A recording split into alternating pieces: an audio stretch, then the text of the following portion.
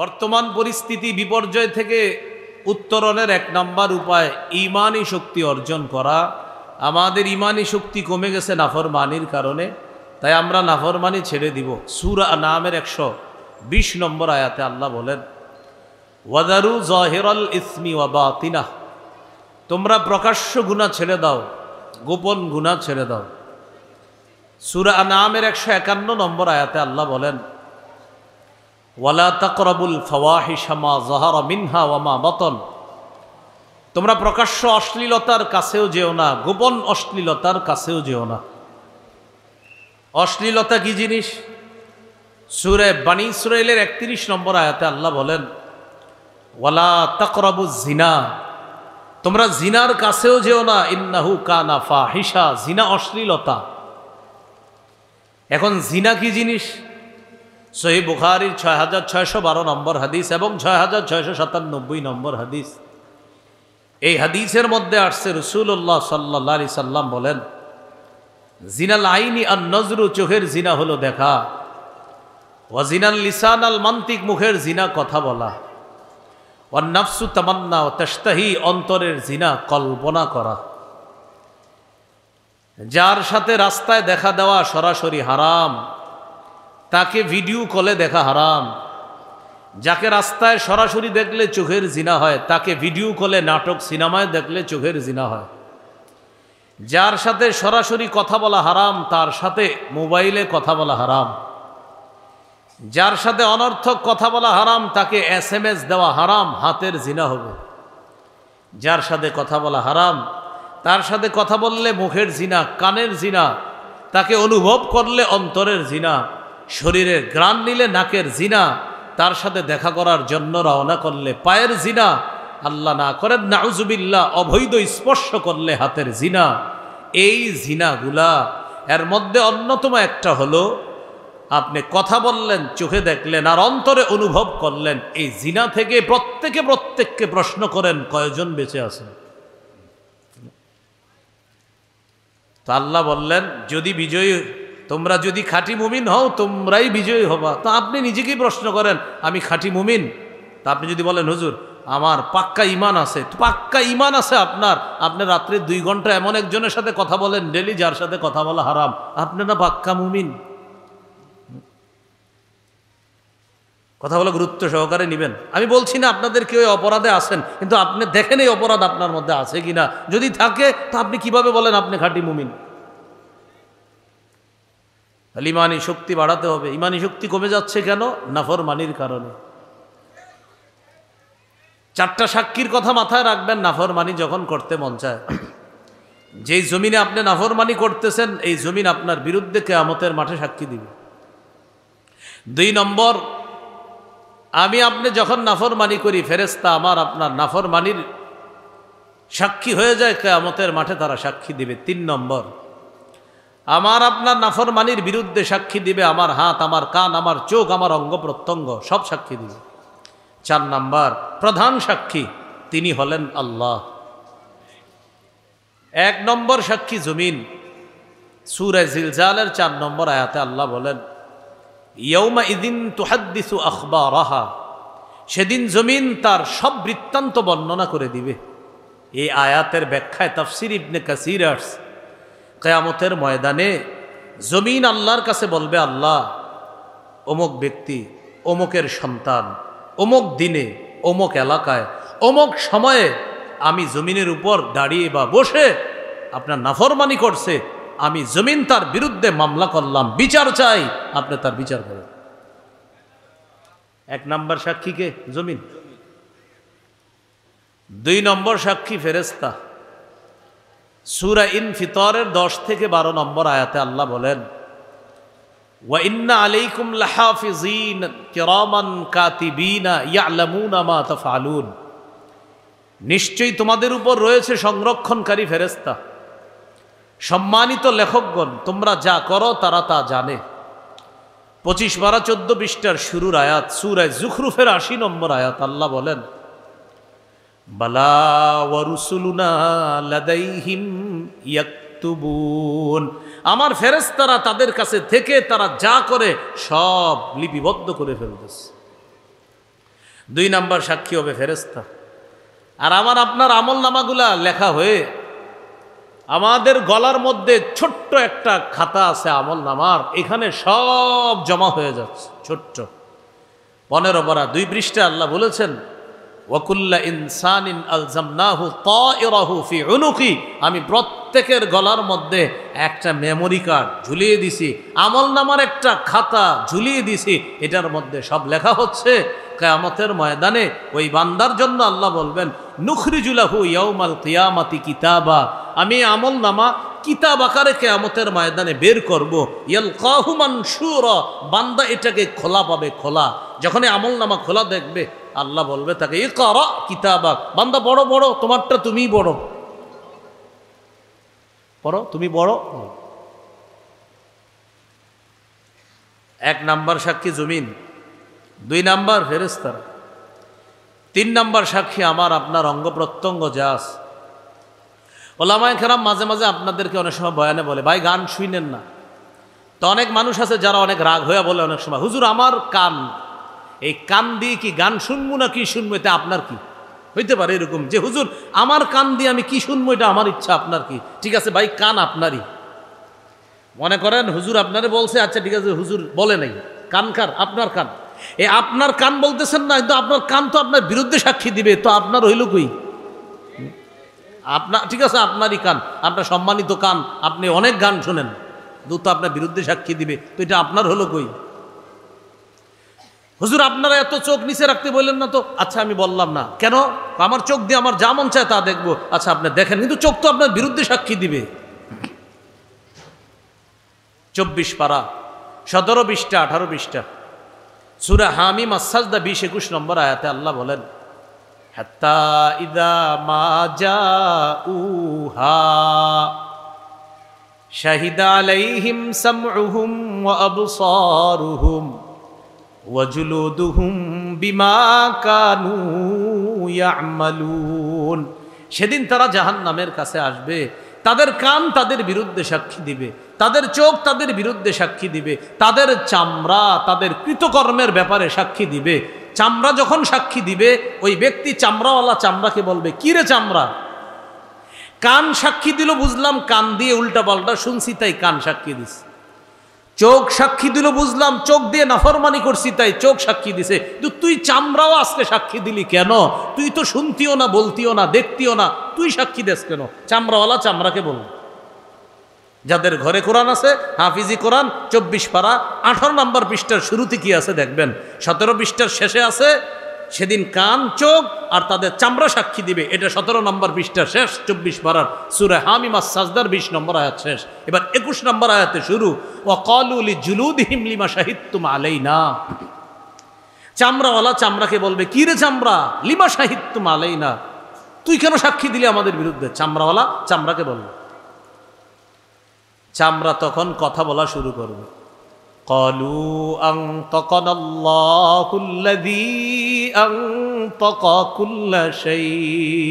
চামড়া বলবে যে আল্লাহ চাইলে সব কিছুকে কথা বলাইতে পারেন, ওই আল্লাহ আজকে আমার বাক শক্তি দান করছে তোমার বিরুদ্ধে সাক্ষী দেওয়ার জন্য। তাহলে দেখেন তো, আমি আমারে বলতেছি, আমার কান, আমার চোখ, আমার চামড়া। আমি বললাম কোনো হুজুরের ঠেট দিয়ে, এই ওনা আমার আগে উনি বয়ান করলেন তো ওনারে বললাম হুজুর এত চোখ হেফাজতের কথা বললেন না তো, এত কান হেফাজতের কথা বললেন না, এত বেশি বললেন না তো। আচ্ছা ঠিক আছে হুজুর বলে নাই, আমার চোখ আমার কান, আর আমি নাফরমানি করলাম যা মন চায় তা, কিন্তু ও তো আমার বিরুদ্ধে সাক্ষী দিচ্ছে। চোখ আমার বিরুদ্ধে সাক্ষী দিল, কান আমার বিরুদ্ধে সাক্ষী দিল। কানও আপনার আপন হলো না, চোখও আপনার আপন হলো না। সূরা ইয়াসিন 36 নম্বর আয়াত খোলেন, প্রতিদিন যারা কোরআন পড়েন সেখানে আছে আল-ইয়াউমা নাখতিমু আলা আফওয়াহিহিম, আজ আমি তাদের মুখে মোহর মেরে দিব। ওয়া তুকাল্লিমুনা আইদিহিম, তাদের হাত আমি আল্লাহর সাথে কথা বলবে।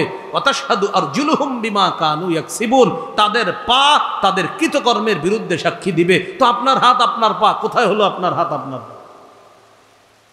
পা আমার, হাত আমার, চোখ আমার, কান আমার, চামড়া আমার। এবার চোখ কান হাত চামড়া কেমন যেন আমাকে বলতেছে, এই আমরা তোমার ঠিক আছে, নাফরমানি করবা তো আমি কান তোমার বিরুদ্ধে সাক্ষী দিব, আমি চোখ তোমার বিরুদ্ধে সাক্ষী দিব, আমি হাত তোমার বিরুদ্ধে কথা বলবো, আমি পা তোমার বিরুদ্ধে সাক্ষী দিব যদি উল্টা পাল্টা করো। তাহলে আজকে থেকে নিজে নিজের দিকে তাকাবেন, আমার হাত, আর কল্পনা করবেন এই হাত যদি আমার বিরুদ্ধে কথা বলে, এটা কল্পনায় আনবেন। আপনার চোখটা গ্লাসের সামনে আয়নার সামনে দাঁড়ায় চিন্তা করবেন আমার চোখ, আর আপনি নিজের কল্পনায় আনবেন এই চোখ আপনার বিরুদ্ধে সাক্ষী দিবে। আয়না দ্বারা আপনার কানটা দেখবেন, এই কান আপনার বিরুদ্ধে কথা বলবে। ইয়ারফোনটা কানে লাগানোর আগে চিন্তা করবেন আপনি যখন গান শোনেন এই কান আপনার বিরুদ্ধে সাক্ষী দিবে। মোবাইলের স্ক্রিনে আপনি আপনার চেহারাটা একবার দেখবেন, দেখার পর কানটাকে একটু আগে দেখে নিবেন, এই কান দিয়ে গান শুনতেছেন, আল্লাহর কসমও আপনার বিরুদ্ধে সাক্ষী দিবে। কারণ কোরআন বলছে, কোরআনের কথা সত্য কথা, আল্লাহর কথা সব কোরআনের। ওমান আসদাকু মিনাল্লাহি হাদিসা, আল্লাহ বলে আল্লাহর চেয়ে অধিক সত্য কথা আর কে বলে বলো? আমি আল্লাহ যা বলি সব সত্য কথা। বলেন তো গুনাহের বিরুদ্ধে কয় সাক্ষী? কয়টা? 1 নাম্বার জমিন, 2 নাম্বার ফেরেশতা, 3 অঙ্গ প্রত্যঙ্গ, 4 নাম্বার সাক্ষী আল্লাহ। আল্লাহ হলেন প্রধান সাক্ষী। আগের 3টার মুখাপেক্ষী আল্লাহ না, ওই 3 সাক্ষী আল্লাহ কেন নিবে জানেন? আমার আপনার উপরে আল্লাহ যে কোনো জুলুম করেন না এটা বোঝানোর জন্য ওগো সাক্ষী নিবে। আল্লাহ জমিনের সাক্ষী নিবে, আল্লাহ ফেরেশতার সাক্ষী নিবে, আল্লাহ অঙ্গ প্রত্যঙ্গের সাক্ষী নিয়ে আমাকে আপনাকে বুঝাবে, বান্দা সাক্ষী হিসাবে আমি আল্লাহ যথেষ্ট ছিলাম, আমি চাইলেই তোমাকে জান্নাত জাহান্নাম দিতে পারি, তবে আমি আল্লাহ তোমাকে জাহান্নাম দেওয়ার আগে তোমাকে আমি সাক্ষীগুলা আনাইলাম এই কারণে, দেখো জমিন তোমার বিরুদ্ধে সাক্ষী, দেখো ফেরেশতা তোমার বিরুদ্ধে সাক্ষী, দেখো হাত পা তোমার কান চোখ তোমার বিরুদ্ধে সাক্ষী। আমি আল্লাহ তোমাকে বুঝাইলাম, আমি তোমার উপর একটু জুলুম করি নাই জাহান্নামে দিয়ে, বরং জাহান্নামে যাওয়ার কারণ তুমি নিজের উপর জুলুম করছো, তাই তোমার ঠিকানা জাহান্নাম। এটা আল্লাহ প্রমাণ করা। তাহলে প্রিয় ভাইয়ারা, আল্লাহ তাআলা সাক্ষী হিসাবে যথেষ্ট। এই 3 সাক্ষী কেন নিবে? মানে আগের 3টা আর আল্লাহ সহ হলো মোট 4 সাক্ষী। তা আল্লাহ হলেন প্রধান সাক্ষী। আর ওই 3টা কেন নিবে? আমার আপনার উপর যে আল্লাহ কোনো জুলুম করেন নাই ওটা আল্লাহ প্রমাণ করবে, এই জন্য আল্লাহ ওই সাক্ষীগুলো নিবে। আল্লাহ আমাদেরকে নাফরমানি ছেড়ে দিয়ে ইমান বাড়ানোর তৌফিক দান করেন। এই জন্য ইমাম বুখারী রহমতুল্লাহি আলাইহি বুখারী শরীফের মধ্যে শিরোনাম এনেছেন আল ইমানু ইয়াজিদু ওয়া ইয়ানকুস, ইমান বাড়ে ইমান কমে, ইমান বাড়ে ইমান কমে। ইমান থাকার জায়গা হলো কলব। মানুষ যখন গুনাহ করে কলবের উপর একটা কালো দাগ পড়ে যায়, গুনাহ যখন বাড়ে কালো দাগটা বাড়তে থাকে, বাড়তে বাড়তে এটার নাম হয়ে যায় রন। সূরা মুতাফফিফিনের মধ্যে আল্লাহ বলেছেন কাল্লা বাল রানা আলা কুলুবিহিম মা কানু ইয়াকসিবুন, তাদের গুনাহের কারণে তাদের অন্তরের উপর মরিচা পড়ে গেছে। মরিচা, গুনাহ এত বেশি করছে, করতে করতে ওই কলবটা গুনাহের অন্ধকারের মধ্যে, মরিচার মধ্যে একদম ডুবে গেছে কলব। আর ওই কলবের মধ্যে আপনার ইমানের মধ্যেও জং ধরে যায়, ইমানে কমতে এসে যায়। আল্লাহ না করেন এই জাতীয় কলবওয়ালা যখন কিয়ামতের মাঠে যাবে, আল্লাহ তার থেকে আড়াল হয়ে যাবে, ক্ষেত্র বিশেষ তাদের দিকে রহমতের দৃষ্টি দিবে না। বলি নাউজুবিল্লাহ। পরের আয়াতে বলছে কাল্লা ইন্নাহুম আর রাব্বিহিম ইয়াউমা ইযিল লামাহজুবুন। বলেন সবাই ইমান থাকে কোথায়? কলবে। বলেন ইমান কোথায় থাকে? এবার বলেন গুনাহ করলে কোথায় আবরণ পড়ে? কলবে। আবার বলেন ইমান থাকে কই? গুনাহের কারণে আবরণ পড়ে কোথায়? তো যেখানে ইমান রাখবো সেখানে যদি গুনাহের আবরণ পড়ে সেখানে ইমান সেফ। হ্যাঁ, আল্লাহ আমাদের সকলকে ইমানি শক্তি বাড়ানোর তৌফিক দান করেন। তাহলে মূল আলোচনায় আবার চলে যাই। বর্তমান বিপর্যয় থেকে বাঁচার 1 নাম্বার উপায় ইমানি শক্তি অর্জন করা। ইমানি শক্তি কেন কমে? নাফরমানির কারণে। হুজুর তো কি করতে হবে? নাফরমানি ছেড়ে দিতে হবে, তাহলে ইমানি শক্তি আল্লাহ বাড়িয়ে দিবে। আল্লাহ তৌফিক দান করেন। ইমানি শক্তি বাড়ানোর কিছু উপায় আছে। 1 নম্বর উপায় কোরআন তেলাওয়াত করা। নিয়মিত কোরআন পড়বেন, ইমান বাড়বে। সূরা আনফালের 2 নম্বর আয়াতে আল্লাহ বলেন ওয়াইদা তুলিয়াত আলাইহিম আয়াতুহু যাদাতহুম ঈমানা। যখন তাদের সামনে কোরআনের আয়াত তেলাওয়াত করা হয় ইমানদারদের সামনে, এই আয়াতগুলা তাদের ইমান বাড়ায় দেয়। আয়াত ইমান বাড়ায়, কোরআনের আয়াত তাদের ইমান বাড়ায় দেয়। বর্তমান সমাজে আমাদের তেলাওয়াত শোনার সময় আম করে দেখলে মনে হয় না যে আমাদের ইমান বাড়ে। কিভাবে? এই তাফসিরুল কোরআন মাহফিলে আজকে মাগরিবের পরেও হয়তো একটা ছেলে এখানে কোরআন পড়ছে, আজকে মাগরিবের পরেও, ঠিক না হুজুর? পড়ছে মনে হয়। আচ্ছা, আসরের পরেও একটা ছেলে কোরআন পড়ে, হুজুর ঘোষণা করে, সম্মানিত এলাকাবাসী, আসরের নামাজের পর মাহফিলের প্রথম অধিবেশন শুরু করতে যাচ্ছি পবিত্র কোরআনের তেলাওয়াতের মাধ্যমে। কোরআন তেলাওয়াত করবে মণ্ডলবাড়ি কওমি মাদ্রাসার হেফজ বিভাগের ছোট্ট বন্ধু অমুক। ছেলেটা তখন কোরআন পড়ে, এই প্যান্ডেলে আপনার এটার নিচে প্রচুর মানুষ থাকে, 2 জন, আসরের পরে 2-3 জন আপনার থাকে, অসংখ্য মানুষ চারোদিকে ঘুরতেছে, ওই দোকানে আছে, পাটে আছে, তো ওই ছেলে কোরআন পড়তেছে। আর কোরআন জানি কি করে, মুমিনের ইমানি শক্তি, বলেন সবাই কি করে? দেখাই তো যাইতেছে, বাড়াইতেছে। এরপরে মাগরিবের পরে ঘোষণা করে, সম্মানিত এলাকাবাসী, আমরা আমাদের মাহফিলের দ্বিতীয় অধিবেশন শুরু করতে যাচ্ছি পবিত্র কোরআনের তেলাওয়াতের মাধ্যমে। মণ্ডলবাড়ি কওমি মাদ্রাসার হেফজ বিভাগের ছোট্ট বন্ধু কোরআন তেলাওয়াত করবে। ওই ছেলেটা আবার তেলাওয়াত শুরু করে। ইতিমধ্যে আলোচক সাহেব এই পাশের চেয়ারে বা পিছনে বসা থাকে, উনি একটু পরে উঠবে। ওই ছেলে যখন তেলাওয়াত করে, মঞ্চে যারা থাকে এর মধ্যে কয়েকজন এসে আলোচকরা বলে, হুজুর চা, বিস্কুট, পান।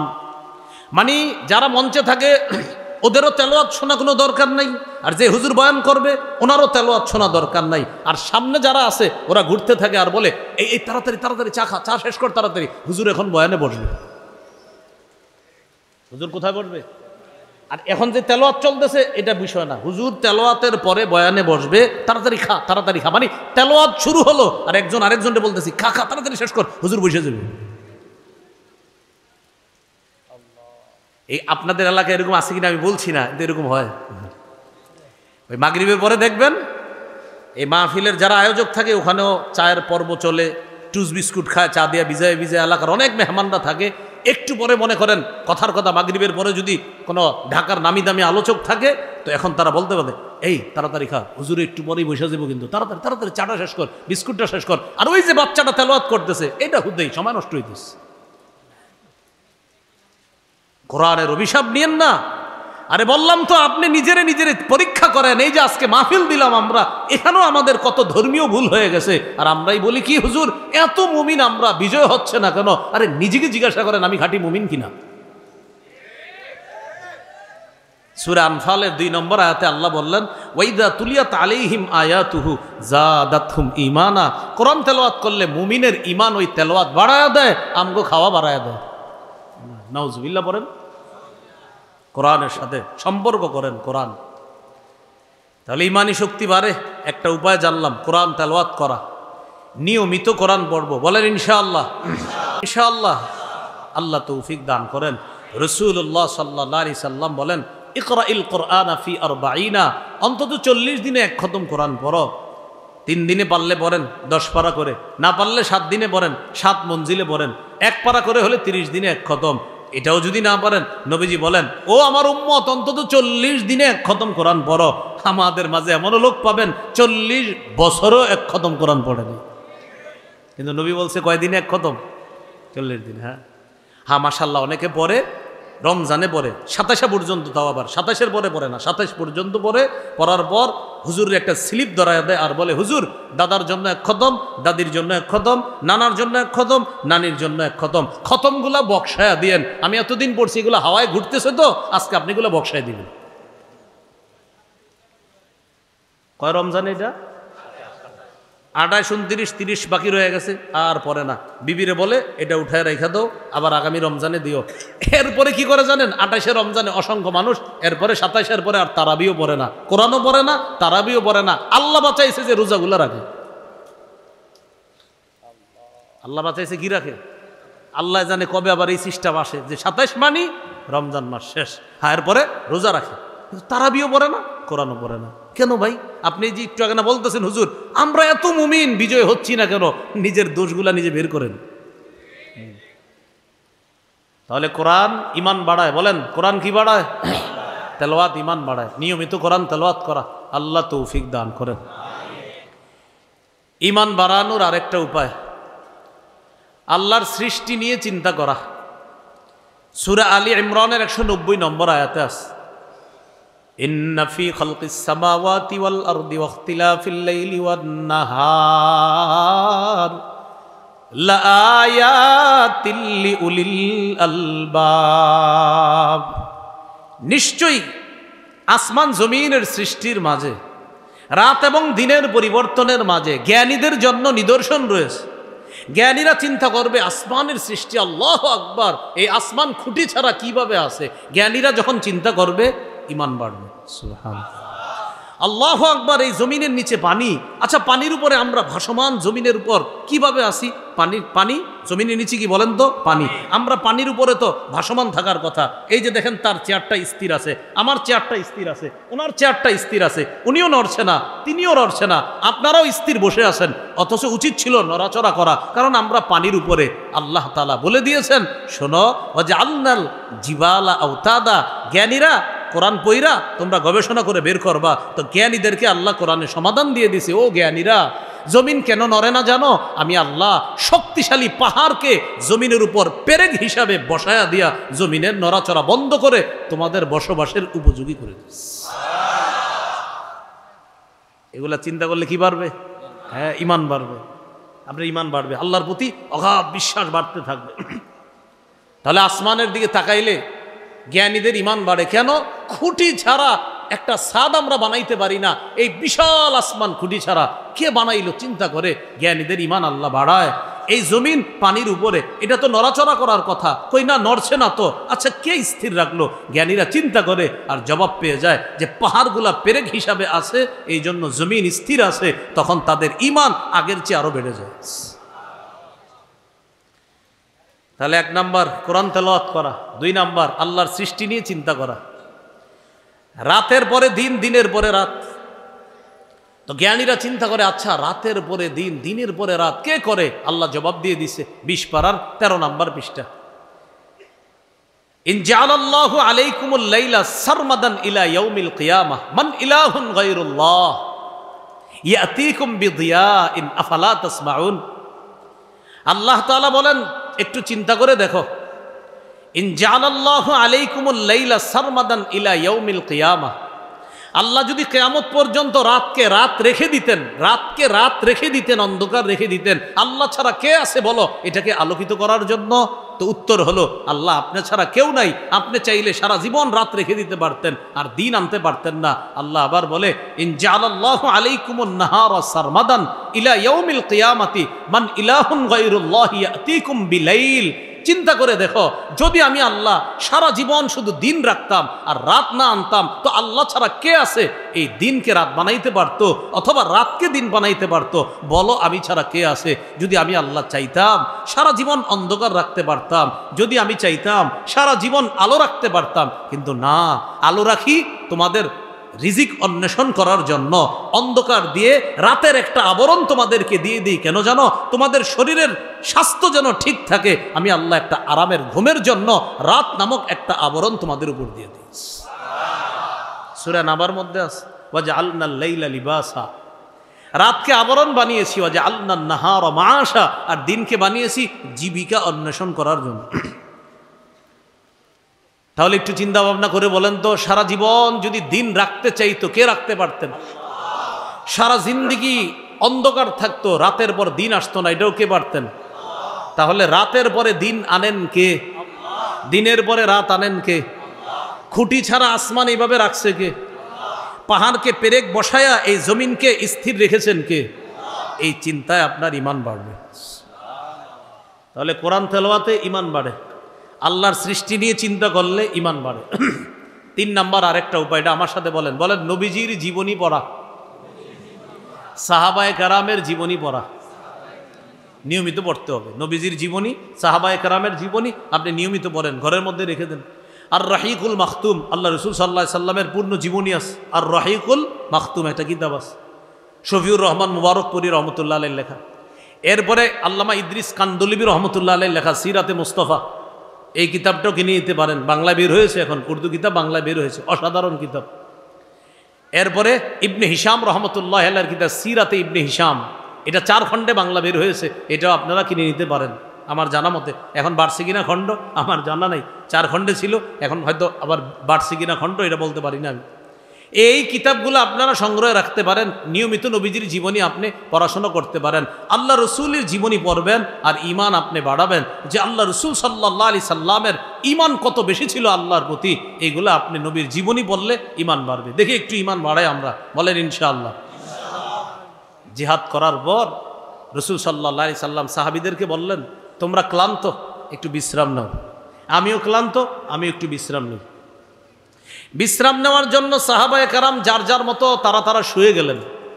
নবীজি আল্লাহ কাসাইফা বিশাজারা, নিজের তরবারিটা গাছের সাথে ঝুলায়া আল্লাহ রসুল সাল্লাল্লাহু আলাইহি সাল্লাম গাছের নিচে, ছায়ার নিচে শুয়ে গেলেন। আমরা কি বাড়াবো বলেন তো এখন নবীর জীবনী থেকে কি বাড়াবো? ঈমান। সাহাবায়ে কেরাম ঘুমায়, রসুল সাল্লাল্লাহু আলাইহি সাল্লাম ঘুমাইতেছে, গাছের ছায়ার নিচে তরবারিটা গাছে ঝুলানো। এক ইহুদি পাশ দিয়ে যাইতেছে, যাওয়ার সময় দেখে আল্লাহ রসুল সাল্লাল্লাহু আলাইহি সাল্লামের তরবারিটা গাছের মধ্যে।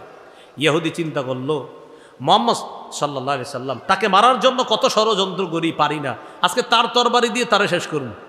নাউজুবিল্লাহ পড়ুন। রসুল সাল্লাল্লাহু আলাইহি সাল্লামের তরবারিটা নামাইছে, নামানোর পর রসুল সাল্লাল্লাহু আলাইহি সাল্লাম শুয়ে আছে।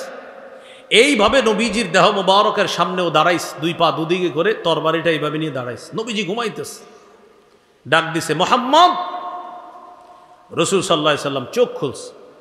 চোখ খোলার পর আমার আপনার কি অবস্থা হইতো? আপনার ঈমান কত মজবুত। স্বাভাবিকভাবে চোখ খুলছে, ইহুদির দিকে তাকায়া রইছে।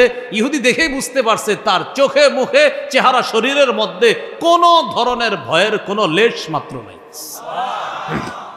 স্বাভাবিক তাকাইছে, কি হইছে? ডাকতেছে মুহাম্মদ। হ্যাঁ বলো, কি বলবা? চিন্তা করছি উপরে তরবারি।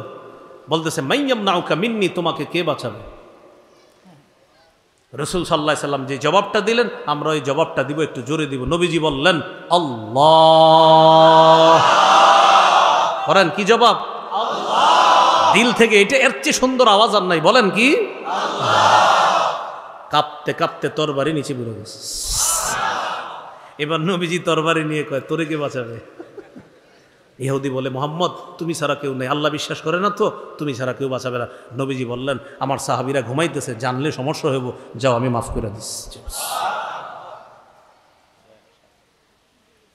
তাহলে বলেন তো আল্লাহ রসুল সাল্লাল্লাহু আলাইহি সাল্লাম আমাদেরকে শিখাইলেন, বিপদে আপদে একমাত্র একজন আমাদেরকে রক্ষা করতে পারেন, কে? আল্লাহ। কিন্তু আমরা এখন অন্যদেরকে মনে করছি, আমরা ভাবি আমাদের পাশের কেউ রক্ষা করবে, অথবা দূরের পশ্চিমা কেউ আমাদেরকে রক্ষা করবে। আমরা মানুষকে প্রভু বানাইতে চাইতেছি, আমরা মানুষের গোলামির জিনজিরে আবদ্ধ করে নিজেদের ইমানি শক্তি একদম তলানিতে নিয়ে গেছি। কেন জানেন? আমরা বারবার মানুষকে প্রভু বানাইতে চাই। মানুষ না, মুসলমানদের রব একজন, কে? আল্লাহ। মুসলমানদের রব একজন আল্লাহ, সকল ক্ষমতার মালিক একজন, কে? কিন্তু মানুষকে প্রভু বানাইলে আপনাকে শিখাবে সকল ক্ষমতার উৎস জনগণ, এটা মানুষ নামক প্রভু আপনাকে শিখাবে। আর রব হলেন সকল ক্ষমতার উৎস, এটা ইসলাম আপনাকে শিখাবে। এই যে বললো ঠিক, বলেন কি বলছে? অথচ এই মুসলমানই মাইকে দাঁড়ায় বলতেছে জনগণ সকল ক্ষমতার উৎস। কথাটা বুঝছেন? কি বললো বলেন না? সবাই কি বললো? তো সবাই কি? আমরা মুসলমান। সবাই কি বললাম? সকল ক্ষমতার উৎসকে আল্লাহ। সবাই বললো ঠিক, কিন্তু এই ব্যক্তি যখন মাইক নিতেছে বলতেছে জনগণ সকল ক্ষমতার উৎস। নাউজুবিল্লাহ। তা আপনি এনে না বললেন ঠিক। গেঞ্জির পিছনেও লেখা people are source of all power, বিভিন্ন জায়গায় লেখা জনগণ সকল ক্ষমতার উৎস। নাউজুবিল্লাহ পড়েন। আলা লাহুল খালকু ওয়াল আমর, সূরা আরাফ 54 থেকে 55 56 এই আয়াতগুলোতে আছে। শোনো, আল্লাহ লাহুল খালক, সৃষ্টি আল্লাহর, ওয়াল আমর, বিধান হুকুম এটাও আল্লাহর। বলেন সবাই, সৃষ্টিকার আল্লাহ, আইন কার আল্লাহ, আমি কার আল্লাহ, আমরা কার আল্লাহ, সবাই কার আল্লাহ। তো আইন চলবে কার? আল্লাহ। এটা ইসলাম শিখায়। কিন্তু আপনাদের কেউ যদি এনে মাইক দিই, তখন আপনি নিজের স্বার্থে মাইক ধরে বলবেন কি সকল ক্ষমতার উৎস জনগণ। শুধু পৃথিবীর পার্থিব কিছু বস্তুর আশায় আপনি মাইকটা নিয়ে এটা বলে দিচ্ছেন, ইমানকে জলাঞ্জলি দিয়ে দিচ্ছেন। সেই আপনি আবার বলেন মসজিদের খতিব সাহেবকে, হুজুর কি হইল, আমরা মুমিন গো, এই অবস্থা কেন? আমনের কি অবস্থা? আল্লাহ আমাদেরকে বুঝার তৌফিক দান করেন। আকীদা সাফ রাখতে হবে। বলেন সকল ক্ষমতার মালিক কে? আল্লাহ। বাস এই আকীদা স্বচ্ছ বিশুদ্ধ আকীদা এটা রাখতে হবে, এই আকীদা সাফ রাখতে হবে। খুব সাবধান। আল্লাহ আমাদেরকে কথাগুলো মনে রাখার তৌফিক দান করেন। তাহলে 1 নাম্বার উপায় জানলাম তেলাওয়াত করা, 2 নাম্বার আল্লাহর সৃষ্টি নিয়ে চিন্তা করা, 3 নাম্বার নবীজির জীবনী পড়া। সূরা মুমতাহিনার 6 নম্বর আয়াতে আছে, লাকাদ কানা লাকুম ফীহিম উসওয়াতুন হাসানাতুল লিমান কানা ইয়ারজুল্লাহা ওয়াল ইয়াউমাল আখির। তাদের মধ্যে রয়েছে আদর্শ, উত্তম আদর্শ কাদের জন্য? যারা আখিরাত কামনা করে, আল্লাহকে কামনা করে। নবীর জীবনী আর তার অনুসারী যারা, তাদের জীবনীর মধ্যে আমরা যারা আছি, আমাদের জন্য আল্লাহ উত্তম নমুনা, উত্তম আদর্শ রেখে দিয়েছে। সুবহানাল্লাহ। তাহলে ইমানি শক্তি বাড়ানোর আরেকটা উপায় জানলাম আমরা, আল্লাহ সৃষ্টি নিয়ে কি করা ভাই? চিন্তা করা। ইমানি শক্তি বাড়ানোর আরেকটা উপায়, ভালো মানুষদের সাথে বসা। বলেন কাদের সাথে বসা? ভালো মানুষ যারা আছে। রাসূলুল্লাহ সাল্লাল্লাহু আলাইহি সাল্লামের জীবনীর মধ্যে সাহাবায়ে কেরামের জীবনী, এগুলা পড়াশোনা করব, তাহলে ইমানি শক্তি বাড়বে ইনশাআল্লাহ। তাদের জীবনীগুলা আমরা পড়ব। বলেন ইনশাআল্লাহ। আরেকটা উপায়, আল্লাহওয়ালা যারা আছে, ভালো মানুষ যারা আছে, তাদের সাথে ওঠা বসা করা। সূরা তাওবার 119 নম্বর আয়াতে আল্লাহ বলেন, ইয়া আইয়ুহাল্লাযীনা আমানুত্তাকুল্লাহ ওয়া কুনু মা'আস সাদিকিন। হে ঈমানদারগণ, তোমরা আল্লাহকে ভয় করো, সত্যবাদীদের সাথে তোমরা থাকো, উঠা বসা করো। মুমিন যারা আছে তাদের ঈমান মজবুত হবে যত তাদের তাকওয়া বেশি হবে। তাকওয়া মানে নাফরমানি থেকে বাঁচা, গুনাহ থেকে বাঁচা। মুমিনের তাকওয়া যত মজবুত, তার ঈমান তত মজবুত। এখন কথা, তাকওয়া কিভাবে শিখতে পারবেন? তাকওয়াওয়ালা যারা, আল্লাহওয়ালা যারা, আল্লাহকে যারা ভয় করে, তাদের কাছে যখন যাবেন, গেলে আপনার ভিতরে তাকওয়া তৈরি হবে। আর যখন আপনার তাকওয়া যত বাড়বে, ঈমানের পাওয়ার তত বাড়বে। বলেন আল্লাহর ভয় শিখতে হবে কাদের কাছে? বলেন আল্লাহওয়ালাদের কাছে। বলেন আল্লাহর ভয় কাদের কাছে শিখতে হবে? আল্লাহওয়ালাদের কাছে। তাদের কাছে যেতে হবে, গেলে তাকওয়া বাড়বে, তাকওয়া বাড়লে ঈমান বাড়বে। আল্লাহ তৌফিক দান করেন। তাহলে আজকে 4টা উপায় বললাম ইমানি শক্তি বাড়ার। এই 4টা উপায় মনে রাখবো। 1 নাম্বার কোরআন তেলাওয়াত, 2 নাম্বার আল্লাহর সৃষ্টি নিয়ে চিন্তা, 3 নাম্বার নবীর জীবনী পড়া, সাহাবায়ে কেরামের জীবনী পড়া, 4 নাম্বার আল্লাহওয়ালাদের সাথে উঠা বসা করে তাকওয়া বাড়ানো। আর তাকওয়া বাড়লে ঈমান বাড়বে। আল্লাহ তৌফিক দান করেন। তাহলে মুসলমানের বিপর্যয়ের উত্তরণের 1 নম্বর উপায় ইমানি শক্তি অর্জন। এটা হলো আজকে আমাদের প্রথম আলোচনা। 2 নম্বর উপায়, ইসলামে পরিপূর্ণ রূপে প্রবেশ করা। সূরা বাকারার 208 নম্বর আয়াতে আল্লাহ বলেন, ইয়া আইয়ুহাল্লাযীনা আমানু দুখুলু ফিস সিলমি কাফা। হে ঈমানদারগণ, তোমরা ইসলামে পরিপূর্ণ রূপে প্রবেশ করো। ঈমানদারদেরকে আল্লাহ বলতেছে ইসলামে পরিপূর্ণ রূপে প্রবেশ করো। আয়াতটা একটু বুঝেন। বলেন সবাই একসাথে, হে ঈমানদারগণ, তোমরা ইসলামে পরিপূর্ণ রূপে প্রবেশ করো। আচ্ছা, আপনারা একটু মহব্বতের সাথে বলেন, আল্লাহ কাদেরকে ডেকেছেন? কোথায় প্রবেশ করতে বলছে? কেন? আমরা তো মুমিন, আল্লাহ ডাক দিস। কিছু মানুষ আছে দেখবেন, চা দোকানের সামনে বৈশা থাকে, যদি বলেন নামাজে আসেন, হুজুর নামাজ না পড়লো ঈমান আছে। হ্যাঁ, আল্লাহ কি বলছে? হে ঈমানদারগণ, ইসলামে পরিপূর্ণ রূপে প্রবেশ করো। এটা কেন বলছে জানেন? এটা এই কারণে, ভাই তোমার নাম কি? আব্দুর রহমান। এশা পড়ছো? কয় না। আব্দুর রহমান নাম আবার এশা পড়ো নাই, কেমনে কথা এটা? মুসলমান এশা পড়বে না আর এশা মুসলমান পড়বে না, এটা হতে পারে না। ফজর পড়ছো? কয় না। তোমার নাম কি? আব্দুর রহিম। আব্দুর রহিম ফজর পড়বে না আর ফজর আব্দুর রহিম পড়বে না, এটা তো হতে পারে না। আরে নামাজ তো মুসলমান পড়বে, রোজা তো মুসলমান রাখবে, হজ মুসলমান করবে, জাকাত মুসলমান করবে। আপনি হজ করছেন? না হুজুর করি নাই। ফরজ হয়েছে? কয় জি। আপনি জাকাত দিছেন? দেই নাই। ফরজ হয়েছে? জি। রোজা রাখছেন? কয় এখনো শুরু করি নাই। আপনি বালেগ? কয় হ্যাঁ বালেগ। নামাজ পড়ছেন? কয় সপ্তাহে শুধু জুমাটা পড়ি, বাকিগুলো পড়ি না। আপনার নাম কি? আব্দুর রহিম। মাশাআল্লাহ আব্দুর রহিম ভাই, আপনি সপ্তাহে 5 ওয়াক্ত নামাজ পড়েন না, 6 দিন শুধু জুমার নামাজটা পড়েন। মাশাআল্লাহ আব্দুর রহিম ভাই, আপনি রোজা রাখেন না। মাশাআল্লাহ আব্দুর রহিম ভাই, আপনি জাকাত দেন না। মাশাআল্লাহ আব্দুর রহিম ভাই, আপনি হজ করেন না। তাহলে আপনি মুসলমানের সন্তান, মুসলমান। আল্লাহ বলছে, ও মুমিন, ইসলামে পরিপূর্ণ রূপে প্রবেশ করো, তারপর নিজের পরিচয় দিবা আমি মুসলমান। ইসলামে প্রবেশ করো। এখন এখানে যারা আছেন কষ্ট নিয়েন না, সবাই আশার নামাজ পড়েছেন, এটা আমি আশাবাদী। যদি পড়ে না থাকেন পড়ে নিন, আর আগামীকাল ফজর পড়বেন, এটা আমি আশাবাদী। বলেন সবাই। এখন যদি আগামীকাল আপনি ফজরটা পড়েন তো বুঝতে হবে আপনি আশাবাদী যে হ্যাঁ আমার ভুলের কারণেই আমরা পিছিয়ে আছি, আমি প্রত্যেকেই নিজে যদি ভুল থেকে বেঁচে যাই তো ইনশাল্লাহ আগামীর পৃথিবী মুসলমানের পৃথিবী। আর মুসলমানদেরকে আল্লাহ কিছু দায়িত্ব দেওয়ার জন্য শর্ত থাকে।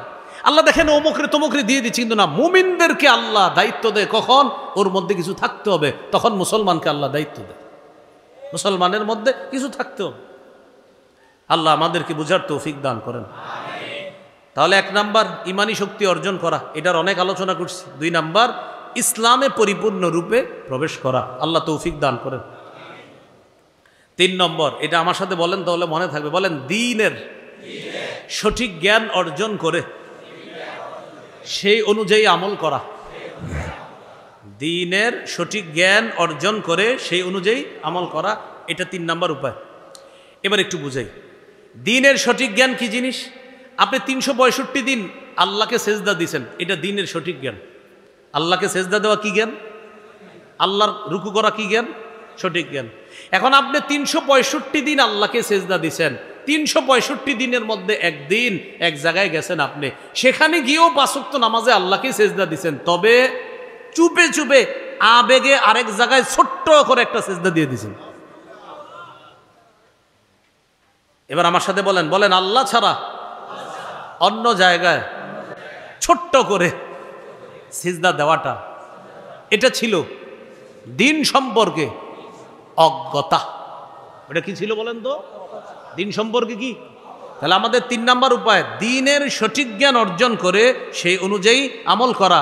মাজারে সারাদিন সেজদা দিচ্ছেন আর বলছেন আমি মুসলমানের সন্তান, মুসলমান, কেন ইসলাম কায়েম হচ্ছে না? তোমার কারণে ইসলাম কায়েম হচ্ছে না। তুমি কেন আল্লাহ ছাড়া আরেক জায়গায় সেজদা দিচ্ছ? হ্যাঁ, আল্লাহ ছাড়া অন্য জায়গায় সেজদা দিচ্ছ তুমি কেন? আমরা কোনো আল্লাহর ওলির বিরুদ্ধে না, কোনো আল্লাহর ওলির কবর মাজারের বিরুদ্ধে না, আমরা শিরকের বিরুদ্ধে। কথা বুঝে আসছে তো সবার? তাহলে 3 নম্বর দ্বীনের সঠিক জ্ঞান অর্জন করে সেই অনুযায়ী আমল। তিরমিজির হাদিস, রাসূলুল্লাহ সাল্লাল্লাহু আলাইহি সাল্লাম বলেন লা তাজুলু কদামা ইবনি আদম হাত্তা ইউসআলা আন 50।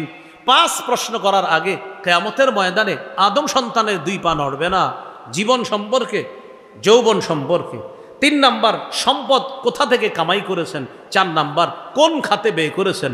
5 নাম্বার প্রশ্নটা হবে বিমাজা আমিলা ফিমা আলিমা, যা জেনেছেন সে অনুযায়ী সে আমল করেছে কিনা, এই প্রশ্ন হবে 5 নাম্বার।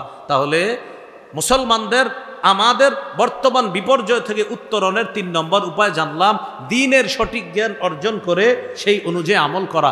আল্লাহ আমাদের সকলকে বিশুদ্ধ জ্ঞান অর্জন করে সেই অনুযায়ী আমল করার তৌফিক দান করেন। 4 নাম্বার এটাও বলেন, বলেন দ্বীনের সঠিক জ্ঞান অর্জন করে